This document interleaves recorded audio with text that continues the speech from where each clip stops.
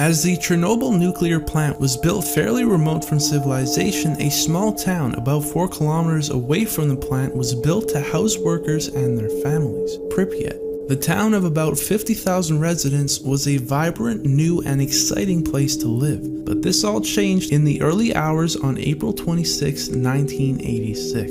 At 1:23 a.m., during a routine test, a power surge triggered an emergency shutdown. Various safety procedures and systems would go on to be ignored or disabled completely. The nuclear fuel rods were eventually lowered into cooling waters, but it was too late. They were so hot that the water completely vaporized, causing an immense buildup of steam and heat, eventually blowing a 450-ton biological shield off the reactor, leaving its core completely exposed. Soon after, a second explosion blew the building completely apart, starting numerous fires around the nuclear site. This almost clear cloud of smoke is actually incredibly radioactive particles being released into the atmosphere. The radioactive material being released was hundreds of times greater than the fallout over Hiroshima and Nagasaki, polluting about 80,000 square miles of land across Europe and spreading radioactive rain as far as northwest Ireland.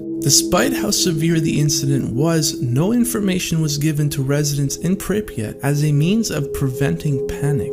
While residents were aware that there had been an accident, life went on as it always had, without any worry or concern, as they had no idea just how bad it was. It went on to take 34 hours before the town of Pripyat was finally evacuated. They were told that they'd only be gone for 2 weeks and were given just 2 hours to evacuate, and as a result, many left most of their belongings behind. They would never return. In the wake of the accident, more than 300,000 people were evacuated from Pripyat and surrounding areas, and an 800 square mile exclusion zone was created around the reactor. Today, the town of Pripyat is left completely abandoned and is crumbling. Being that everything was left behind just as it was and has remained completely untouched since, Pripyat gives us an eerie look into a frozen-like world of those that lived there in the past.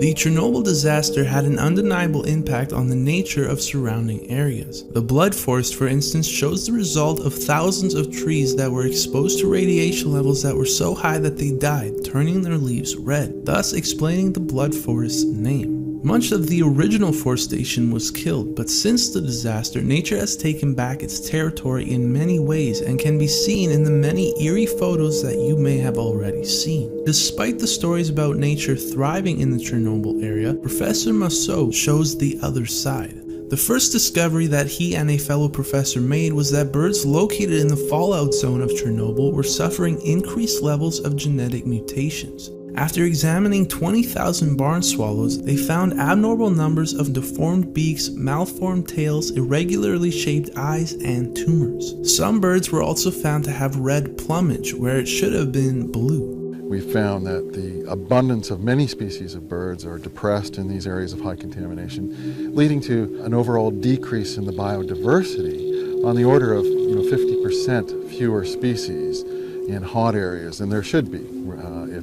if there wasn't radioactivity in the area. Insects have also seen many negative effects of radiation and as such are impacting the entire ecosystem. Thanks to the contamination of the food supply, bird species have declined by more than 50% in the high radiation areas. Maybe what is most troubling though is that it was found that only a fraction of the birds are reproducing, and those that are laying eggs see only 5% of their eggs actually hatch. Of the few that do hatch, less than a third of the birds live long enough to become adults. The radiation and its effects are undeniable. On a farm in the Ukraine, this piglet was born suffering from severe deformity, born with numerous extra limbs. Even with the numerous examples of how the extreme levels of radiation have impacted this region, the exclusion zones have allowed various wildlife species to flourish. Some believe the negative effects of disease and mutations may be less than the impact that humans would have had on the area's wildlife had Chernobyl never happened. A truly sobering thought.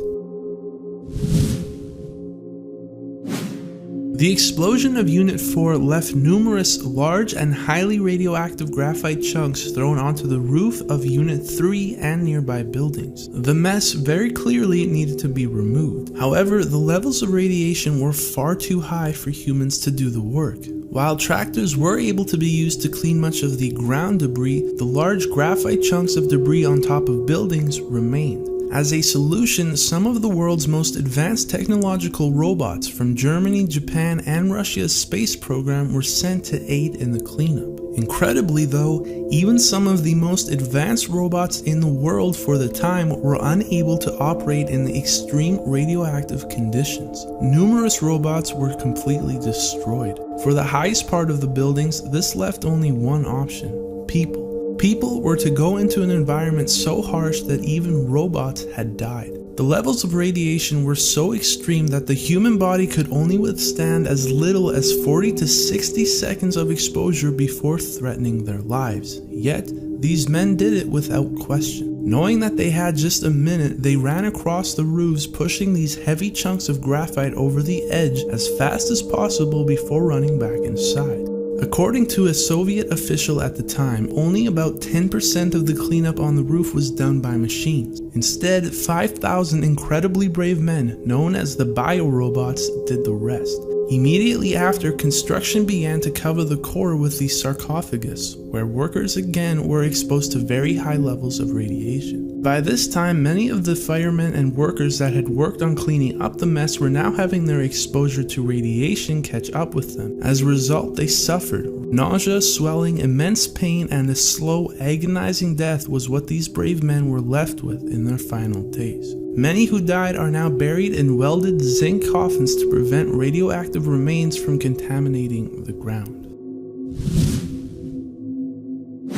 During the absolute chaos and the immediate aftermath of the Chernobyl explosions, the exposed core, not having anything in place to cool it, grew so immensely hot that it began to melt. While this core slowly melted into a lava-like substance, no one knew at the time that as a result, deep within the dark basement of where the nuclear core had originally been, an elusive and incredibly dangerous monster was slowly emerging: the elephant's foot. Appropriately named for its elephant skin-like appearance, this unimaginably radioactive mass of nuclear fuel, melted concrete, sand, and core-sealing materials was first found using sensors. The radiation levels read on these sensors were so high though that men were unable to approach this mysterious mass, instead having to use a camera on wheels that was pushed towards it. At the time, the radiation level of the elephant's foot measured an astonishing 10,000 Roentgens per hour in 1986. At this level, within just 30 seconds, the human body would receive a dose of radiation so high you would experience dizziness, nausea, and fatigue even a week later. At a mere 4 minutes, it would cause certain death.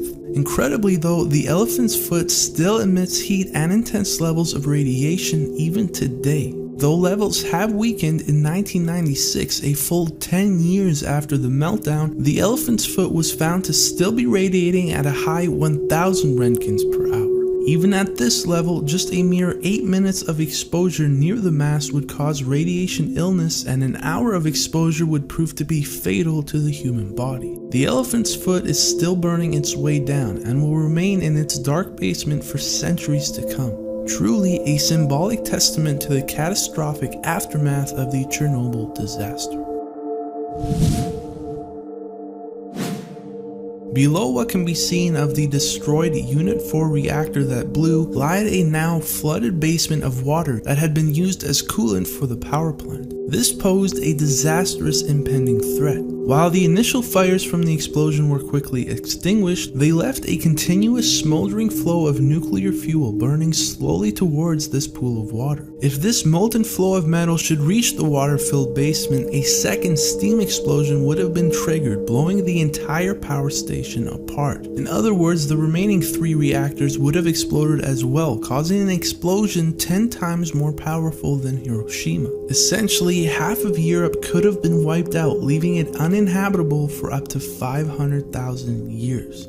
You may have heard a common tale of 3 men who volunteered to dive into a full pool of radioactive water to drain it in the face of almost certain death. The tale claims that all 3 men died within just days, sacrificing their own lives to save millions of others. While popular, the story isn't entirely true. Firefighters had worked tirelessly to drain the basement but were unable to completely drain it, leaving about 2 to 3 feet of water. This meant that the threat of the smoldering metal reaching the basement remained. However, 3 incredibly brave men who were neither soldiers nor firefighters, stepped up. With radioactive water up to their knees, the men made their way through complete darkness within the basement in search of drain valves. Soon after, men awaiting outside began to cheer and celebrate at the sound of rushing water being heard. They had successfully drained the pool, but contrary to the popular story, the 3 men, although exposed to heavy amounts of radiation, went on to live. One of the 3 men passed away in 2005 due to a heart attack, but it is believed that the other 2 remain alive even today. These men risked their lives going into a completely black, radioactive, water-filled basement beneath a molten reactor core that was burning its way towards them. They saved millions of lives, and their bravery is truly unquestionable.